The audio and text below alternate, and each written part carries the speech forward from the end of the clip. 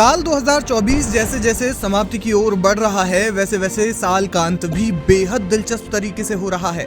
अंतर्राष्ट्रीय मामलों में जहां हमने इसराइल, हमास और हिजबुल्लाह का युद्ध देखा, तो वहीं सीरिया में तख्तापलट भी हो गया। इसके बाद अब चीन और अमेरिका आमने सामने नजर आ रहे हैं।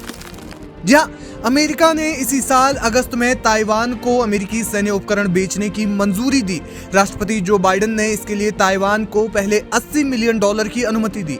मीडिया रिपोर्ट्स के मुताबिक इसके बाद बाइडेन ने फिर से ताइवान को हथियारों की मदद पहुंचाने के लिए $571 मिलियन अमेरिकी डॉलर देने की घोषणा की। वहीं अमेरिकी रक्षा मंत्रालय ने भी करीब $295 मिलियन की सैन्य मदद देने की घोषणा की। अमेरिका ने कहा कि इन पैसों का इस्तेमाल ताइवान अपनी सुरक्षा के लिए कर सकता है। करीब 40 सालों में ये पहली बार है जब अमेरिका अपने खुद के पैसों का इस्तेमाल उन देशों में हथियार भेजने के लिए कर रहा है जिन्हें वो आधिकारिक तौर पर देश ही नहीं मानता, उन्हें एक राष्ट्र के रूप में मान्यता ही नहीं देता।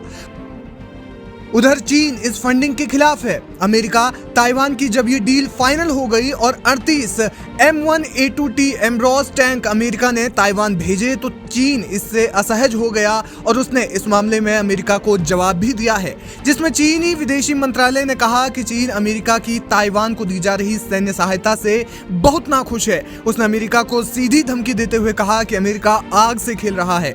चीनी विदेश मंत्रालय की ओर से जारी बयान में कहा गया, अमेरिका ने एक बार फिर चीन के ताइवान क्षेत्र को सैन्य सहायता और हथियारों की बिक्री को मंजूरी दे दी है।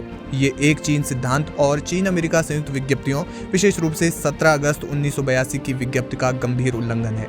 ताइवान को अमेरिकी सैन्य सहायता ने चीन की संप्रभुता और सुरक्षा हितों का गंभीर उल्लंघन किया है। ताइवान जलडमरू मध्य में शांति और स्थिरता को कमजोर करने वाले खतरनाक कदम को जल्द से जल्द रोका जाए। ये फैसला अमेरिकी नेताओं की ताइवान स्वतंत्रता का समर्थन नहीं करने की प्रतिबद्धता का गंभीर उल्लंघन है।